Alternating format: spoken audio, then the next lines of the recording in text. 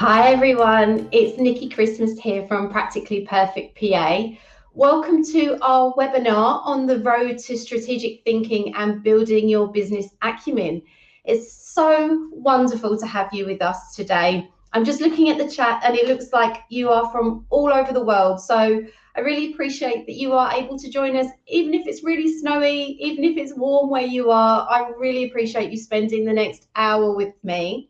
Before I get started, I just want to make sure you can hear me, because there's nothing worse than talking away and nobody hearing me. So first of all, you can just let me know that you can hear me. And I've got a little screen just over to the side here that says where I can see the chat. So if you can let me know that you can hear me okay, and we will go from there. Sound is perfect. Thank you, Martha. I really appreciate you letting me know. Brilliant. As I said, I'm so excited to get started. We've got about an hour together today, but before we do that, I just want to make sure that you are familiar with the platform that we're using today. It looks like there are a lot of you already using the chat, so please do use that throughout the hour that we have together. I always say, as much as I'm here to give you some hints and tips, you'll also learn a lot from each other. So during the course of the webinar, if there's anything that you want to add or anything that you think is worth sharing, then please do use the chat. As I said, it's a great way for you to learn from each other and to network with each other. So I'm going to spend the next 35 to 40 minutes with you. And as I said, I'm going to be sharing with you all of the strategies and the tips and tricks that I have around building your strategic thinking and building your business acumen. Now, I did set a poll slightly earlier, and it was really for my benefit to know where you guys are at the level in your career at the moment. So I've asked a quick question, which is, do you feel like you're a strategic business partner at the moment in the role that you're in? And it would be great if you could answer the poll for me. I'm going to see what it says at the moment so we can get a quick update. So 17% have said yes, 22% have said no, and around 60% have said sometimes. So that's a really good mix there. I think that's a good place to start. So hopefully all of you will get some tips today, really wherever you are at your point in your career. So thank you. Keep letting me know and I'll come back to that. So as I said, you're about to learn a lot today. And in fact, you're going to get an open window into the strategic business partner program that we run. We cover this in a lot of depth in the program. So although we've got an hour together today, this really is part of the foundation of what it takes to be a strategic business partner. And we go into a lot of depth in the program. So I hope this gives you a window into the program. And I am going to spend a little bit of time at the end of the webinar showing you a little bit more about the program that we have, and hopefully getting some of you interested in joining our students in March. We also should have time for some Q&A. So if there is anything that you think of during the course of the webinar, if you have any questions, then please let me know and I will try to answer as many of them as possible, either about the content that I'm about to go through with you or about the program. So we should hopefully have time to do all of that. So as I said, if you want to go deeper into the program and deeper into the material, the program is really useful for that. We really do cover a lot of what it takes to be a strategic business partner. But without further ado, I'm going to start. I'm going to just quickly share open my slides with you and we will get started. So give me a sec and I will bring them up. There we go. So you should see me just popping out the bottom corner there, and you should see the start of the slides. So before we get started, I wanted to let you know a little bit more about who I am. I know there are a lot of you who have been part of the Practically Perfect PA community, but for those of you that are new and just joining us on your first webinar today, I am Nicky Christmas. I am a former executive assistant, and I'm the founder and editor of Practically Perfect PA. We launched Practically Perfect PA in around October 2011. So we're going for, this year will be our 10th anniversary, which is scary because I haven't actually aged a day, funnily enough. But I did start Practically Perfect PA while working as a full-time executive assistant to the COO and CFO of a global insurance organization. What started out as a creative outlet for me turned really quickly into a place where assistants were able to come and access free content. And it hasn't stopped from there. We have loads of fantastic guides. We have a really great YouTube channel where we post videos most weeks. We have an EA community called the EA Campus, where we have lots of members that just launched at the end of last year, where we can come together and share what it's like being an executive assistant or personal assistant. And of course, we have online courses, and we have, oh gosh, lots of other things going on. So I think I've written them down on the next slide. So let me move over and show you those. Yeah, here we go. So we've got Practically Perfect PA. We've got our Practically Perfect PA virtual summits, and there's one of those coming up later this week. We've got the Future Assistant Global Summit, which is our real flagship live event, which this year is going to be over 5 days. We have the EA Campus, as I mentioned, and we have our online courses, and one of those is the Strategic Business Partner Program. So as I said, it will be great again if you let me know on the chat what you've done with Practically Perfect PA, if you've attended a virtual summit, or you are booked onto the Future Assistant Global Summit in May. Let me know. If you're part of the EA Campus, hi, nice to see you again.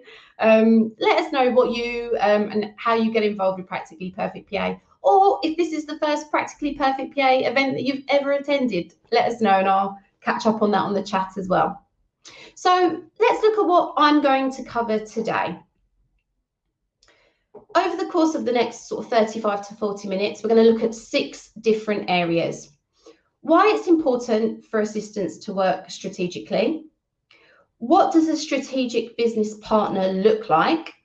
What are the characteristics needed to be a strategic partner? What are some of the challenges we face when becoming strategic partners? What steps do we take to improve our strategic thinking and business acumen? And lastly, we are going to dive deep into the training with the Strategic Business Partner Program, and I'm going to go into more detail with that as well. So 6 areas to cover. Let's get started. So my first question to you is, what's the story? I want to take a second to look at where we are now with the role of an assistant and how the phrase strategic business partner came into existence. Now, I think how we view the role of an assistant has changed a lot since I started Practically Perfect PA 10 years ago. I would say particularly last year and going into this year, when there's a threat to the role, be it a downturn in the economy or the introduction of new technology, as an industry, we have always adapted and changed. And over the last 10 years, I absolutely think that's the case. We talk very differently about the role when I first started Practically Perfect PA to what we do today. I think if you follow some of the voices within the industry, particularly, as I said, last year and this year, we are going to be challenging a lot of the notions around the role and the obvious misconceptions around the role as well. This year, I think more than ever, we'll see strong voices talking about how we have to elevate ourselves. So in this session today, I wanted to talk specifically about one really practical idea that's been part of the changing nature of the PA role.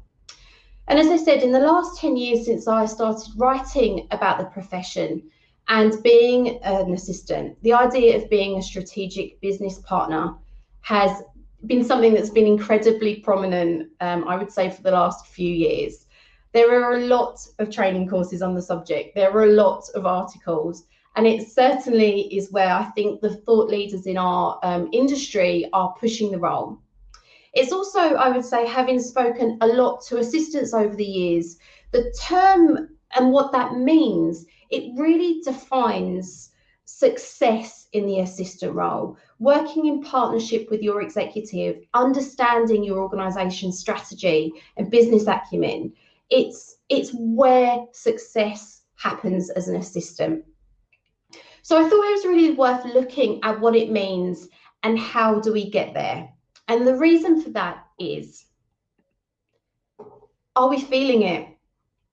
As I said, looking at that poll and speaking to assistants over the years, many of us aren't feeling it. As I said, I speak to and get a lot of emails from assistants who are still facing challenges that we've always faced. This could be from moving from personal assistants as administrative resources to a real strategic partner and being really focused and positioned within your organisation as adding value and working strategically. As I said, it's been in an effect for a long time, and we've spoken about it for a long time. But do we feel it? And if I can just have a look on the chat, it will be nice to know if you feel it as well. We are absolutely going to come on to this, but do you feel like you're a strategic business partner? Is this something that you want to work towards? Is this something that it's not available to you? It would be great in the chat if you let me know where your thoughts are on that. Are you feeling it? Now, before I show you the next slide, I have a warning. There is a lot of text on this slide, but I am going to explain to you. So as I said, many of us still don't have a clear career path. Some of the challenges are that we aren't taken seriously. Our bosses don't give us the platform to be strategic, and we are often excluded from those conversations. There are a lot of challenges. I'm not going to deny that there are a lot of challenges. One of them for me is, what exactly does the industry mean when they're talking about strategic business partners? Because for me, strategy is the thing that moves the business forward. That's what the executive board does. That's what the CEOs and the CFOs do. So how exactly do executive and personal assistants fit into that? What does it actually look like to be a strategic business partner? Now, I've spent a lot of time reading articles about this term and speaking to thought leaders in the profession. But before I move on to the next slide, I'm going to have a quick look at what you're saying on the chat, because it looks like you feel exactly the same. As Gemma has said, I did with a previous boss, but not with the current one. So it obviously often depends on the executive. Catherine has said, I'm not 100% feeling it occasionally, but I want to work towards growing in this in my role.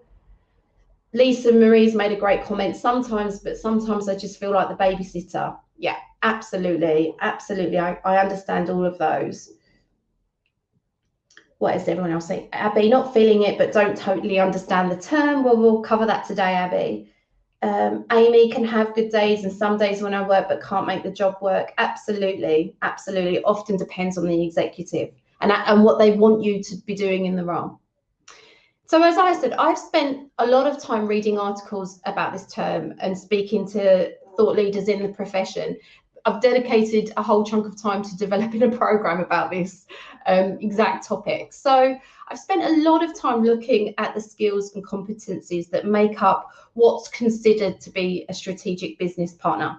And as I said, there is a lot of text on this next slide. I would never normally do this, but I want to show you all of the different terms that I've seen over the last few years that summarize really what a strategic business partner looks like. So let's have a look. Here we go. Sorry, I said there was a lot of text. So what I want you to do is just take a couple of minutes to have a look through. There's 20 characteristics there that really kind of summarize what a strategic assistant does. So as I said, I've spent a lot of time looking at the characteristics needed to be a strategic partner, and these are my conclusions. So I've pulled these examples from job descriptions, articles, interviews with assistants, books, white papers. A lot of research has got into these 20 characteristics. So over the chat, let me know which of the 20 phrases stick out to you. Are you doing any of these in your day-to-day role? What are some of the areas that you think are strategic, specifically maybe within your organisation? And which ones would you like to improve on? So let's just take a few minutes to have a look through them. Let's see what everybody's saying. So Karen said, this is supposed to be part of my role, but I don't feel like I get given the opportunities. So have a look through here. Is there anything that you think, okay, yep, I'm doing that really well? Is there anything you think there is absolutely no chance I would be able to do that? Yeah, Sandra said some yes without realizing actually. Yeah, absolutely. It's amazing how many people look at this slide and think, I didn't realize that was being strategic. Hayley, as per these characteristics, I feel I'm a strategic partner, but interestingly, I would never class myself as that. That's really interesting because one of the things we cover in the program in quite a lot of depth, where we spend a whole week on it, is the mindset of a strategic business partner. The reason being that so many of us are, we just didn't realize it, or we don't have the confidence to kind of shout it from the rooftops. Or Kelly already doing quite a few of these, but can always improve. I love that, Kelly. I love that. Always learn. We come on to that. Brilliant. Absolutely. Catherine said, I do several of these, but I'm not sure I would be able to make decisions based on strategic direction. Yeah, absolutely. Cindy, I do all of these. I would like to be called one. Absolutely. I didn't know I was strategic. It's amazing, isn't it? It's because strategy is a word, I will come on to this, but strategy is a word that is used so broadly, it's hard to understand what that means in context of the executive assistant role. So there you go. We've got some context around what the word strategic business partner means, and it's amazing how many of you now say that you do this. So we've talked a little bit about what the challenges are, but I do want to spend a little bit more time with you talking about, okay, well, if this is what it looks like to be a strategic business partner, why aren't we there yet? And you guys have already touched on this. So let's look at that now. What are the challenges? Again on the chat, just take a minute and talk to me about and to each other about what you think the challenges are. I've got a few that I want to suggest as well, but yeah, let's have a look. What are some of the challenges that you have in the role? I love that, Angelica. Wow, fully cover the list. That's fantastic. Diane, a lot of this depends on the company culture. Absolutely. Yep, sometimes thought of as at the bottom of the pile. Yeah, we're not the decision makers. Sherwin, hey Sherwin, articulating your worth, absolutely. Lack of time, yeah. Not being listened to. Yeah, I love that. Wow, it's coming through thick and fast. I didn't quite see who said that there, but the challenge isn't always with your executive, it's with your colleagues who don't understand the value that you bring to the role and what the role actually means. That is often a challenge. So I thought of a few as well. First of all, these were my suggestions. So finding the time to be strategic. When we are so focused on the role and doing what we have to do every day, actually thinking strategically is not the top of our list because we're putting out fires left, right, and centre. Something I said earlier, having the confidence to be strategic, and I think that comes across really strongly today. It's, oh my goodness, I am a strategic business partner, but I've never thought of myself as that before. So absolutely having the confidence to be strategic. Moving from a reactive to a proactive assistant. As I said, we are often so busy putting out fires and dealing with everything that's happening on the day-to-day that we aren't thinking proactively. And that's something, again, that we will talk about today, and we go into a lot of detail on the course. And then lastly, having the backing of your executive. You can be the best executive assistant in the world, but if you have that constant battle with your executive and he or she isn't using you correctly, that's a tough challenge for sure. Yeah, I think everyone knows that, yeah, my CEO changes his mind too often for me to put any of this into practice. Yeah, lack of communication, proactive, yes. Thanks, Vanessa. So yeah, there are challenges. So let's have a look at the next slide. What steps do we have to take? So I think the first thing to say is that you will all be at different points along the road to being a strategic business partner. Because unfortunately, there's no roadmap for this, because our career paths are so varied and we all have such different experiences in the role and the job, that it makes it very difficult to kind of plan out how you go from being an executive assistant or a personal assistant into a strategic business partner. As I said, it often varies from job to job, company to company, executive to executive, as we've been saying today. So what I would say is to take a big breath. You've got to do this. The thought leaders are elevating the role to this level, which means recruitment companies are using this jargon in their job descriptions. And this is ultimately what businesses are going to look for in their executive assistants and personal assistants. I think to make sure that you future-proof your career and that you're ready for what the next 5 years are going to offer, this level of interaction with your business is really imperative. And I think particularly at the moment, with there being a big possibility of a downturn in economies across the globe, it's really important that you are visible in your role and that you're seen to add value. So I think for now, it's almost as important to get to this level as it was for assistants 20 years ago who were moving into using Microsoft Office. It's that big of a step that we've got to take. And the work has to be put in for us to, as I said, be visible and be seen in the role. So it's important that you make this step. I think it's also worth noting that the strategic stuff, adding value and working strategically across your organization, this is where the reward and recognition happens.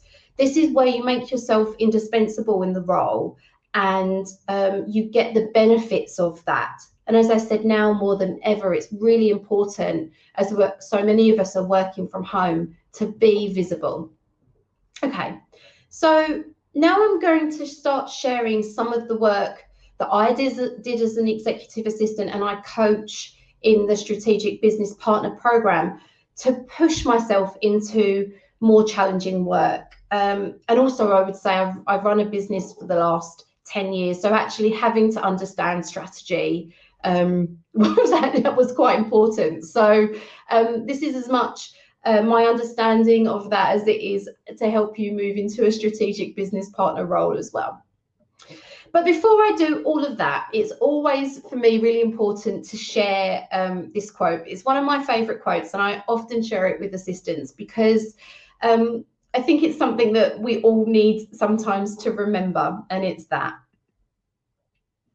the world exists in your eyes and you can make it as big or as small as you want. So this is from The Great Gatsby and it's one of my favorite quotes. What it means to me is this is your career and you have to put yourself out there if you want the rewards and the gratification that really come from being a strategic business partner. Don't play small, okay? It looks like so many of you are doing this and have got this, so it's just taking it to that next level.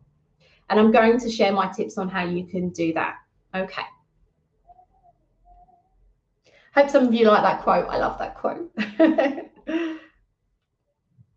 So as we were saying on the chat, the first thing we have to do is define what we mean by being strategic. Because as I said, this is what drives the business forward. It's the plan that all of the employees in your organization follow to make the organization successful. The CEO and board members make the strategy, hopefully, and we follow it. That's how an organization should be structured. So how does a strategic business partner fit into that process? So for me, strategy covers a lot, and people, let me know if you find this, people often say it when they don't really know what they mean. Has anyone else experienced that? There's a lot of office fluff around strategy when people talk in that way that we all know and love. People don't really understand what it means. So as I said, all of the examples I gave earlier, and it's so great that so many of you said, oh, I'm doing this. That's strategy, that's being strategic. But to make things more simple when it comes to strategy or being strategic, I like to define it as strategy is the art of adding value. So I'm going to say that again. Strategy is the art of adding value. Now, I really want you to consider that, because I think this really applies to assistants. Because as I said at the very start of this, we're very much there to add value and contribute to the bottom line of the organisation. And to think of it in a much more simple terms, is adding value, then we can really, take hold of that and run with it. Okay, so now we know what we mean by strategy, let's look at the steps you can follow to get there. Yeah, they often use jargon to make it sound more complicated than it absolutely is. Rachel, you are spot on. It really is. It doesn't have to be complicated. So this is my first step when it comes to working towards a strategic business partner, or in I think a lot of your cases, starting to really talk about it and understand it, and then you're able to sell the idea that you are a strategic business partner. So my first point is this: start with why. Now, so many of you will have heard this before, and yes, I'm absolutely referencing Simon Sinek here. You have to start with why. Why does your organization do what it does? Not what it does or how it does it, but why it does it. What is the purpose of your organization? And then once you've understood that and you've got that in your mind, then within that, why does your executive or executives do what they do? What are their core beliefs and their values? Why do they work in a certain way, and what makes them tick? I think once you start to think about the why of things, you will start to gain an idea of what the bigger picture is. In other words, why something has to be done rather than just getting on and doing it. And as I said, we talk a lot in the Strategic Business Partner Program about building rapport with your executive. And we talk about that a lot, and we always start with understanding their whys, their driving factors. So again, this is actually something Sherwin covers quite a lot in the program, so it's wonderful to have him on here with us. Why does your organization do what it does? And then within that, why does your executive do what it does? Many of us, I think, many assistants are real people who like to understand other people and understand other things. So it's amazing to me when I have these conversations with assistants and I say, why does your organization do what it does? And they don't know. So if you feel like, oh, okay, maybe I understand what they do, but I don't understand their purpose or why they do it, and then with their executive as well, it's really worth starting at this point. The next step is this: you have to live and breathe the company strategy. You have to be 100% involved in it. You have to understand it, and you have to action all of your work based on the overall objectives of the organization. And then a layer down the objectives of your department, the objectives of your team, and the objectives of your executive. So again, this is something that you have to take your time with, and you have to get your head around it. I would imagine many of you work for organizations that, what they do is really complicated. I know I certainly worked for organizations where it was hard to understand the strategy. And, I had a few jobs where I just thought, I'm not that interested because it was just not that interesting. But if you want to speak the same language as those around you who are really passionate about where they work, then you have to live and breathe the company strategy. You really do. It's something that you have to be involved in 100%. It's not easy, and we'll come on to steps that you can take to start to understand that, particularly if you work for an organization that's very technical, as I know that many of you will. So we'll come on to that as well. Yeah, I think as soon as you said, I get missions and strategy confused and objectives, and there's a lot, but we break that down in the course. Absolutely, we break that down, and we're going to talk about that a little bit more today as well. So another step to move into this role is never stop learning.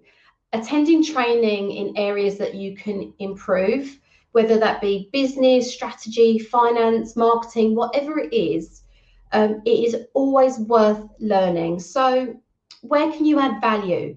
Where is there a gap in expertise? Can you fill that gap? Now, for one of the things from my personal history that I did that really helped, I started working for an insurance company in London, and it's the first time I'd ever worked in the insurance industry. And I was working for a COO, CFO, and company secretary. So there was a lot of jargon. There was a lot of information that I didn't understand, a lot of laws and structures, particularly with the company secretary, that just went completely over my head. So one of the things I did was, first, I'll go on and talk about this, but I mined the intranet, and I found that my company did a graduate program for new graduates who had never, similar to me, had never worked in insurance, and it covered the kind of introduction to insurance. So I asked if I could go on it. I was the only assistant on that course. I was the only person over 25, but it was so worth it. And it was completely free to my organisation, and it gave me the tools I needed to start having those conversations with my executive and build rapport. So if there are any in-house training programs that you can get on that are free, they're well worth doing. It's well worth investing the time on those kind of things. And as I said, the intranet is a minefield of information. So it's well worth having a look to see if there's anything you can do that will help you learn about the organisation.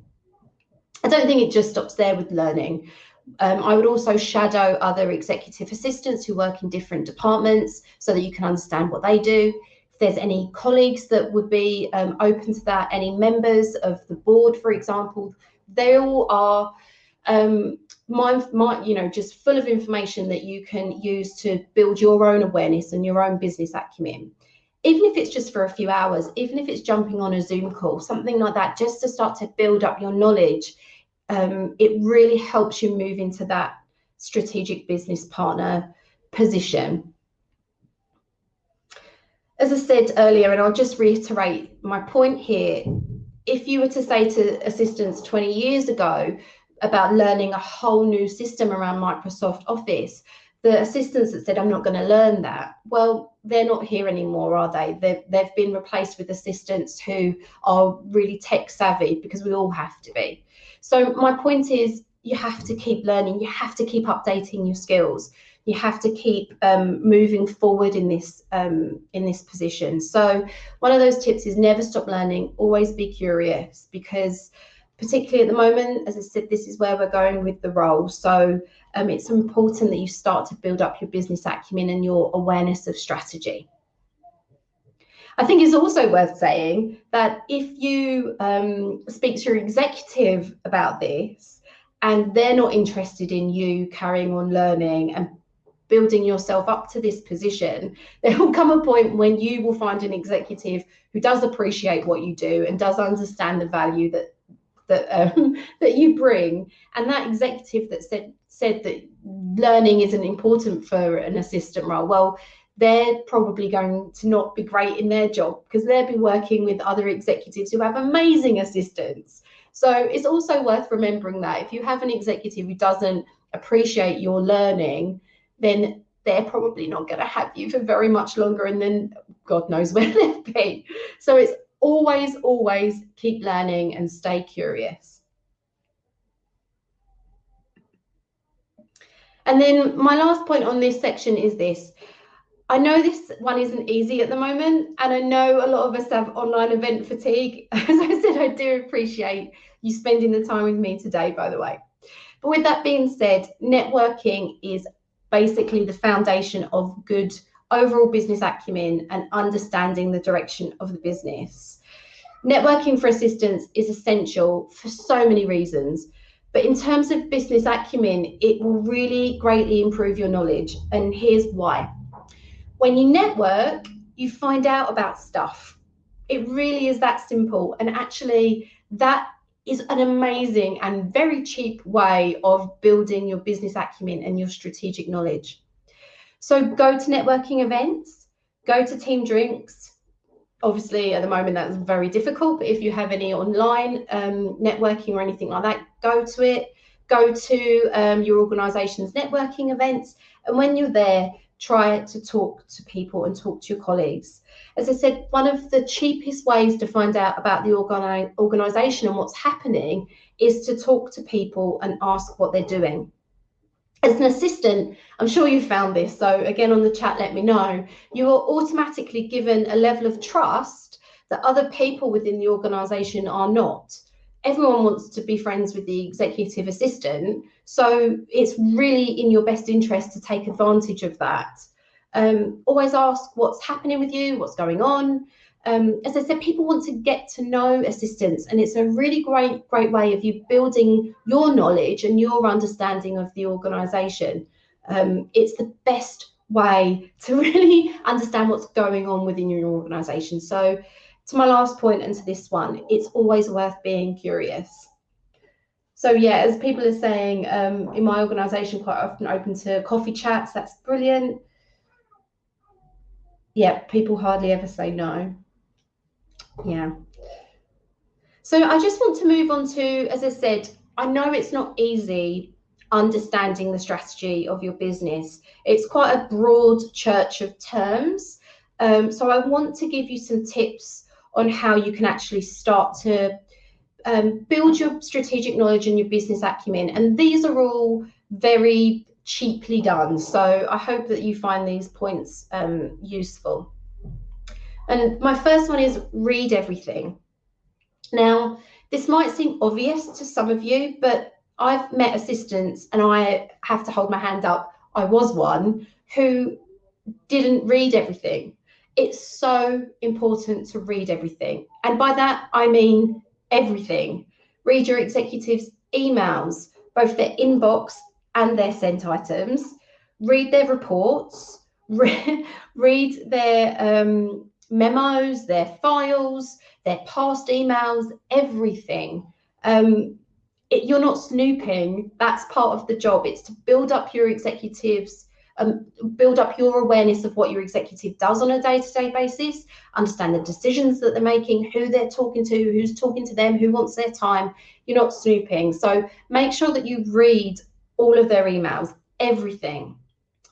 Does your executive subscribe to business magazines? Do they get them virtually now or emailed to them? If they do, this is a great way to start to understand how they talk and what they think about. And as I said, particularly if they work in a particularly difficult industry where it's quite technical, then reading the things that they're reading really helps you build a picture of who they are and why they make decisions, and also what's happening in the wider aspect of their industry.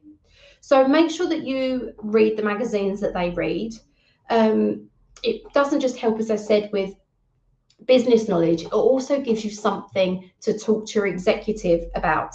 And again, that's great when you're building rapport and finding common ground, which in itself is an absolutely vital part to becoming a strategic business partner. So reading doesn't just stop there. Make sure that you read everything that is put up on the internal communication system, intranet, collaboration tools such as Slack or Trello, and any briefing documents that you see. I always found the intranet, as I said, to be this weird and wonderful place to get lots of information about the organisation. Just covers years of information because no one ever seems to clear those things out. So make sure that you have a look at the intranet as well and see what that has to offer. Now, I also highly, highly recommend that you read lots of career and personal development books. I love getting lost in a great book, and I always find the time to read really trashy fiction. So I made a promise with myself that what I would do is to every 2 frankly crap books that I read, to make sure that I read a career development book as well. So that's a personal thing that I've made myself do, and it's made such a difference. So there are loads of great books out there that are available, assistant books or career books, development books. There'll be books on your industry as well. So make sure you find the time to read career development books as well. Now, there are also loads of great business websites, and there's a fantastic app called Feedly where you can bring them all together and just, you know, when you finish looking at social media, you can quickly go over to Feedly and just kind of update yourself on what's happening in the business world as well. So make sure that you're just kind of keeping up to date on what's going on within your industry as well. So my next point is, following on from reading everything, is to make sure that you listen to everything, because this is how you really find out how your executive operates and the people they surround themselves with. So my first obvious point is this: if you take meetings, if you take minutes at meetings, this is a really great space to be in where you can start to build your strategic knowledge and your business awareness. In a previous role that I was in, I managed 12 committees, all of which had a different interest in different areas of accountancy. I was working for an accountancy body at the time. They had 4 meetings a year, and I attended all of them to take the minutes. And so 12 committees, 4 meetings a year. During that time, my knowledge of accountancy was insane. I used to go to networking events and people would think I was an accountant because I was able to follow all of the conversations solely because I'd been taking the minutes and then obviously reading them after I'd kind of edited them. Luckily, I'm not an accountant, and people very quickly realised I wasn't when I made a bit of a funny face.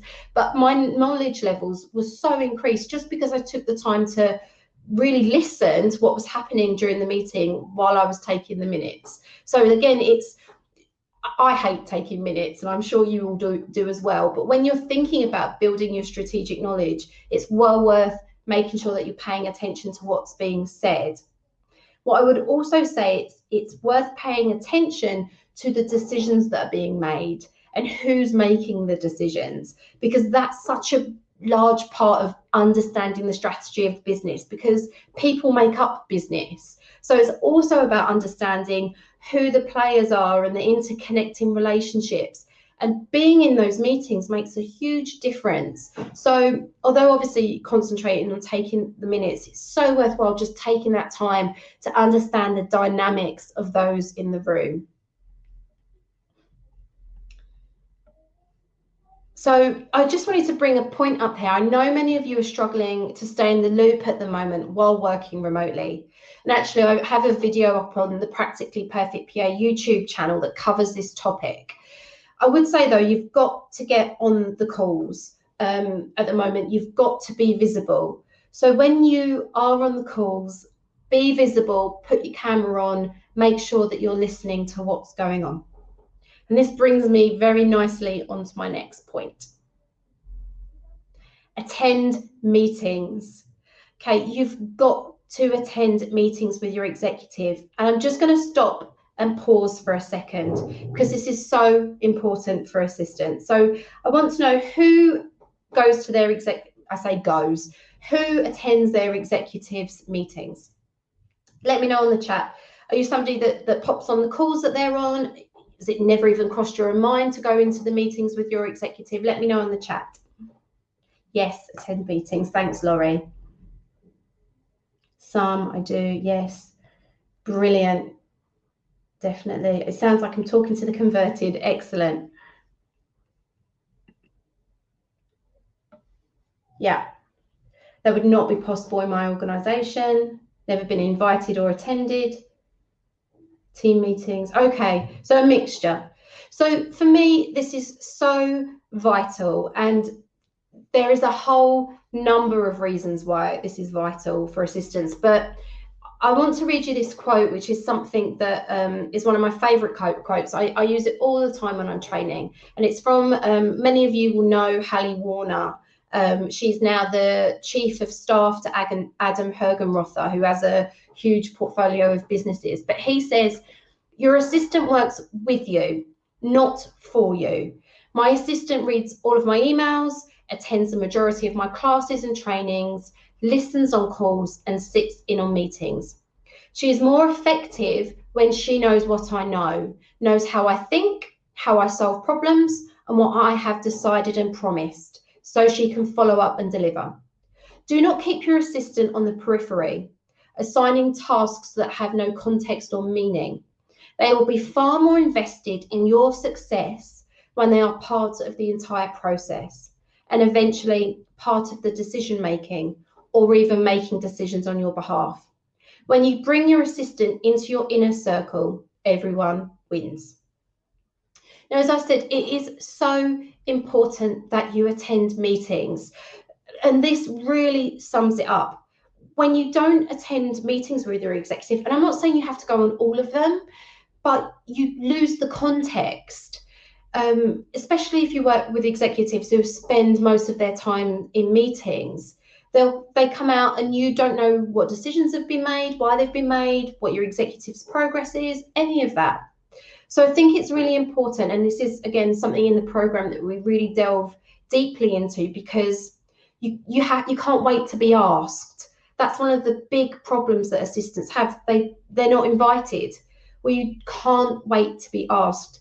This is your role and you have to lead it. And one of the vital things that you need to be doing as an assistant is being in meetings with your executive for their sake, really, as much as yours, because the amount of proactivity that you can sort of take forward in your role if you're in the meetings is huge. And the amount of work that you can take off of their plates, you could be, things could be going on in the meetings, and if you've got your laptop with you, then you could be doing those pieces of work while the meeting is taking place, and then before the meeting ends you can update everybody on what you've actioned.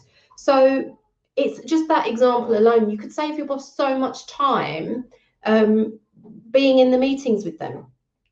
So again, we talk about this a lot in detail in the program, but I wanted to share Adam's quote with you, and I think this is always something that's worth passing on to your executive, because he writes this from the position of someone who is an executive and has made huge advances in his career by using his assistant effectively. So please, if there's one thing you take away, start trying to go to the meetings that your executive is going into as well. So you have to, I'm building up to this point because and so many of you will struggle to go back to your executive after today and go, right, I'm coming to the meetings with you. So you have to push your boundaries. You have to push your business boundaries. Again, we talk about this a lot in the program, pushing your boundaries and building your confidence so that you never play small. Putting yourself out there, asking questions and things like that. If you don't know the answer to something, go and find out, ask questions, research and investigate things, ask to be part of a cross-departmental project. Whatever it is, you have to, because I think we've proved it today. So many of you were like, oh, I didn't realize there was a strategic business partner. Maybe that's because you're not pushing your boundaries. You know you are, but maybe you're not selling yourself, because confidence and pushing those boundaries is hard. I get it. I absolutely get it. Research and investigate things. Again, it's just all part of being curious and pushing yourself forward. I absolutely struggled with this, so I do get it. One tip that I found useful is to always offer to organise events. So I used to enjoy organising events, and I would always put myself forward if there were any big events to organise within the organisations that I worked in. One of those cross-departmental projects, and events being one of them, is you'll work with different colleagues. And an event, for example, if you sit on, when we used to have physical events, when you sit on a registration desk, then you get to meet people as well and put faces to names, and they get to see who you are. So if you like and enjoy organising events, then it's one way to be really visible, and again, just push yourself forward. Now, I just want to take a minute to talk about confidence, because getting ahead doesn't just start with how competent you are, which really sucks for assistants in business and more so for women in business. It also has a lot to do with confidence. You could be the most competent person in the room, but if there's somebody with more confidence, they're going to be heard first. So you have to be confident. And I hope after this webinar, you can go back into the office and feel like you can get yourself to the level of a strategic business partner.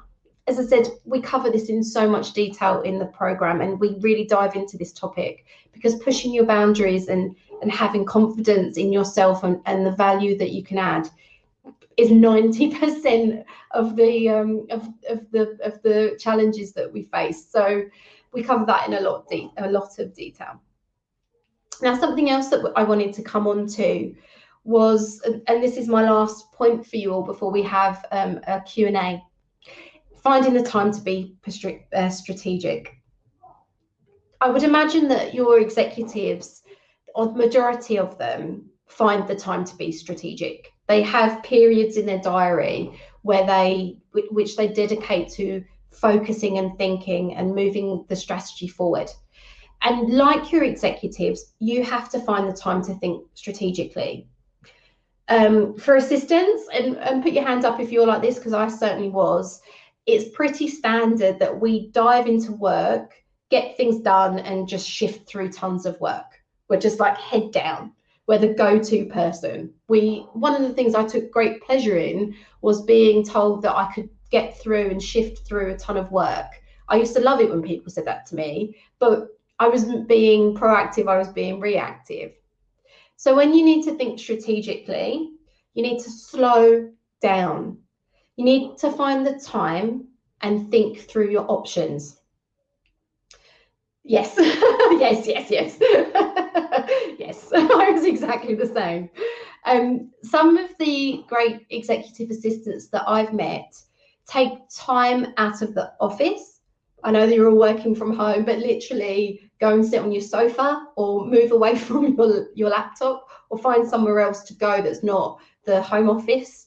They find the time to move away from the office to plan and prepare for the month ahead.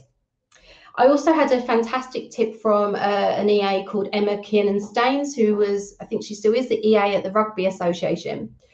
She found that every week her one-to-one meeting with her executive would slip off the calendar. So hands up, how many of you either move your one-to-one meetings yourself out of your executive's calendar, or they move them, or they just magically disappear? How many of you do that? Yep, Sandra, always think of others rather than myself. Yeah, so I block time for my executive, and most recently, yep, very often slip. Yep. Yeah, I used to do this as well. I used to think I was doing them a favor because they needed time to do other stuff that in my mind was more important. It was the worst. Sorry, guys, it's the worst thing you can do because you need that time, again, for a lot of reasons. But as I said, in Emma's case, and like so many of us, she found that her one-to-one meetings were slipping or she was moving them out. So what she did was, in the calendar, she changed the title of the one-to-one meeting from one-to-one meeting with Emma to business critical matters. Half an hour or an hour once a week, change it from one-to-one with Emma to business critical matters. And just by simply changing the title of the session, she was able to sit down with her executive each week for half an hour, an hour, and go through strategy. And that was weekly strategy, monthly strategy, yearly strategy, and now down objectives, her executives' objectives and her objectives. And within that time period, also look at where they're going, what's been hit in terms of objectives, what was being moved forward, what needed to be worked on. So by simply changing the title of the session, the one-to-one meeting never came out of the diary. And as time went by, her executive, along with her, came completely reliant on the meeting as a place to think, to slow down and take the time to strategize with the help of Emma, which is great because she became reliant on it. It became her time to think strategically, and Emma was in the room. Emma was privy to all of the information she needed to do her job strategically and effectively and align her work with the organisation's goal. So if you make one change when you go back to work tomorrow, make sure that you, first of all, don't let your one-to-one meetings slip. They're so, so important for that time for you to think strategically, and change the title so it doesn't say one-to-one anymore. It says business critical matters. So, okay. I've talked a lot, so I'm going to grab some water and I'm going to have a quick look at the chat.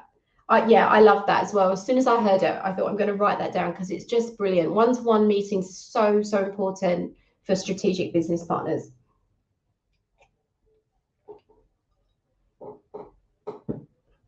So my last point is this, and it's putting it into practice. So the first thing is that you're going to have a lot of stuff to take back to your role and implement. But here are the first steps. And as I said, I always like to think about something practical that you can take away with you. And for business acumen and building your strategic thinking, here's my tip. So each month, pick a topic that you'd like to learn more about and brush up on it over the month. During that month, find some time over lunchtime, for example, to dedicate to that strategic knowledge that you're building up. Now, as I said, if you're reading everything and listening to everything that's happening, you're going to constantly be improving your business knowledge. But it is so important to take the time to dedicate it. I would also say, let your executive know that you want to improve your business awareness and ask for their input in this. You have to get your bosses buy-in with this kind of stuff. They need to know that you want to improve in the areas around strategy and business, because you're going to need their input. Get them involved and get them interested. Lastly, and really importantly, make this part of your overall objectives for the year. If this is part of your career development plan, you're actually allowed to take time to dedicate to make sure that you're hitting all of your goals. So make sure it is captured in your goals for the year ahead. So that's everything that I wanted to cover. It really was a whirlwind tour of building your strategic knowledge and thinking more around your business acumen. I'm just going to do a time check. So I've run over a little bit. I want to take some time to talk to you about the program. And if you want to stay on, I'll also answer any questions. So let's look at the strategic business program. I hope that you found the webinar today useful. And as I said, it gave you an insight into what to expect on the strategic business partner program. I just want to take a few minutes to talk to you about the program and why I really do, and I honestly do think it's worth your time and your money. And for those of you who don't know anything about the program, I will just quickly let you know what it's about. So we started it last year. This will be our second class.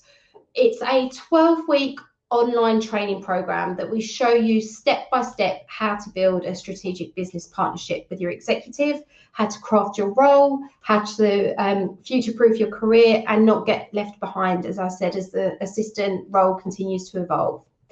For this series, we run from March the 8th through to June the 4th. So it starts in a month's time. These are all of the modules that we cover. So we run over the course of the program over 12 weeks. We release one module per week on a Monday, and we ask our students to take a few hours per week to work their way through the content. So as I said, over the course of the week, we really deep dive into these topics. They normally take a few hours to work through our videos and our articles and workbooks and all of the templates that we offer as well. As I said, it is our most in-depth course, but really, if you put the work in with this, the rewards are incredibly high. So some of the other things that make the strategic business partner program different to other courses that we run and the other courses available on the market at the moment. The first one is that you get lifetime access. So if you join us in March, we are going to run the strategic assistant again in September this year, and then the following year you will always have access to the course, to the program. So you'll be able to, we update it every year, and you'll be able to get all of the new sessions for free. You can join the community for free. It's completely lifetime access. with the content, we also have templates. We have ready-to-go resources that you can just implement straight away in your day-to-day role. We also have time with our coaches and our mentors in the community and a live Q&A every quarter. You can network with all of the students exactly like this on the course, and of course you get a certificate of completion for your CPD.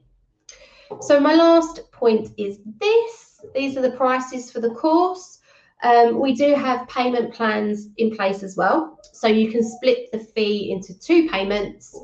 And fanfare for attending the webinar today. We would also like to offer you a 15% discount on the course, and I will send you the details for that later this evening so that you can book onto the course if you wish. So you will get a 15% discount, and we would absolutely love to have you as part of the program. So I think it's an absolute game changer. It's a 12-week course. It's really in depth. And so far, the feedback from the course that we ran in September was phenomenal. And the changes that the assistants have made that were part of the September 2020 program have just been incredible to watch and be part of their journey. So that's everything on the course and the program. I hope that you can join us on it. I think you would find it invaluable. I've got to an hour, but I'm happy to stick around and answer any questions for the next 10 to 15 minutes. So if anybody, I'll move over to the chat. If anybody has any questions around anything that I've spoke about today, I think we already have some questions, so I'm going to open those up. Okay, let's have a look. So first of all, yes, the slides will be available. I'll make sure that I add them to the replay that will be available to you. So absolutely, you can get the slides. Let's have a look.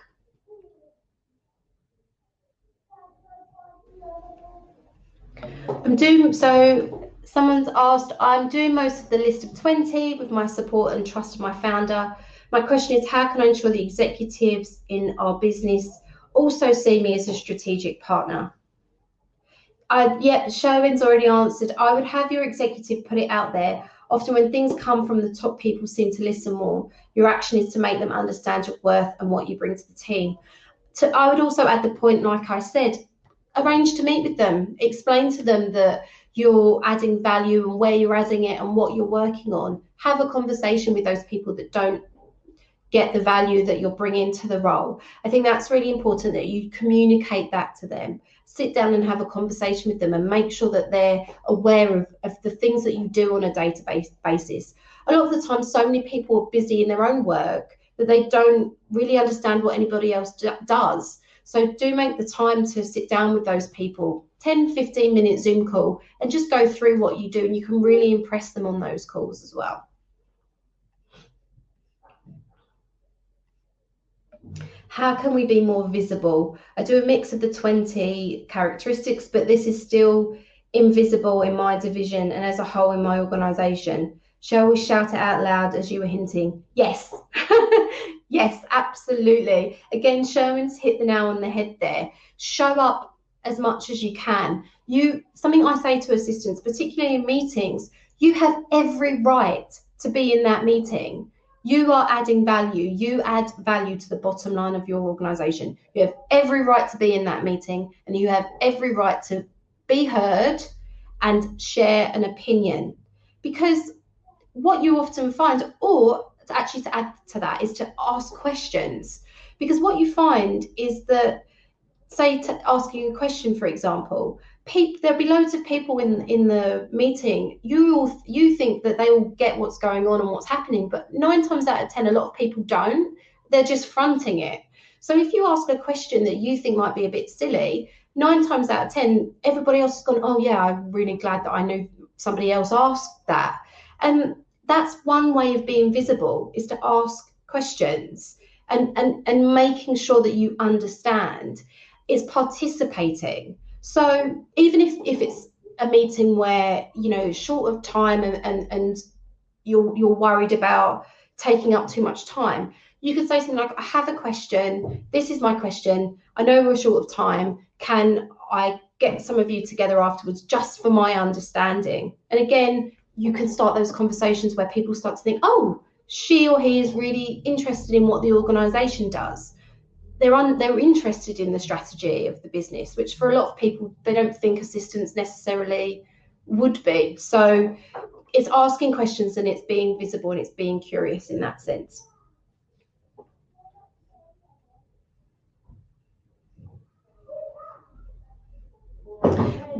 So just a quick one, when will there be a recording of this webinar to listen back to?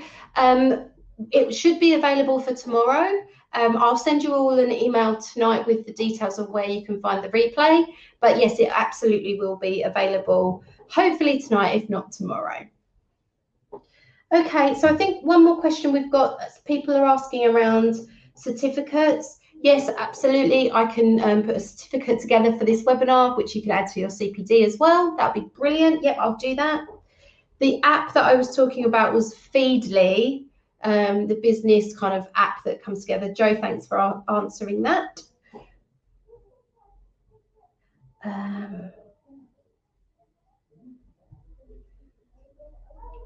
Okay, so sorry, Larissa there. In today's digitalisation goals, will this programme also cover how admins can help support our executive in their digitalisation priorities?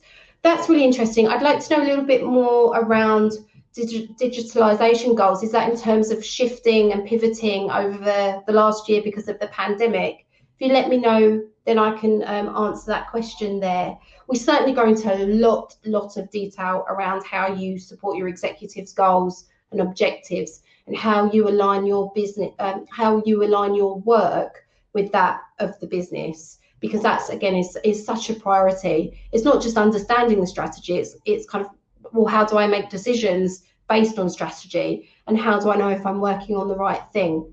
And we cover that to a huge extent in the program. So if it's something specific around digitalisation, let me know. If it's around goals, again, we cover that in a lot of depth. Rini, the app was Feedly, Feedly. I think I've covered all of the questions. If there isn't anything more, Feedly, yeah. I don't know if that's my accent. So how long do we have access to the 15% discount? Well, the course starts on the 8th of March. It's Monday, 8th of March. And the last point that you can book on is midnight, I think, on the 7th. So you've got till this time to use the discount. We also have a business case that I'll send to all of you as well, so that you can forward that on to your executive or your training provider, whoever it is in your organisation that has to sign off the budget for that. Well, okay, I think I've covered all of the questions. Thank you so much for staying on over time. I hope you found it useful. As I said, it is a road to strategic business thinking and business acumen. And I hope the steps that I've gone through today help you get there. I really think it's important. It really is where the success of the role lies. So thank you so much for your time. I hope you enjoyed the last hour and a bit. And I really hope to see you on the course. I care so much about this topic, and I care so much about the students who are on the course. So I really hope to see you on there in March. If you have any questions, you can, of course, get in touch with me. If the program isn't right for you or you're not quite ready for it, then I hope to see you on some of our other events. And I hope you find all of the resources useful on Practically Perfect PA. Until next time, take care, stay healthy, and I'll see you soon.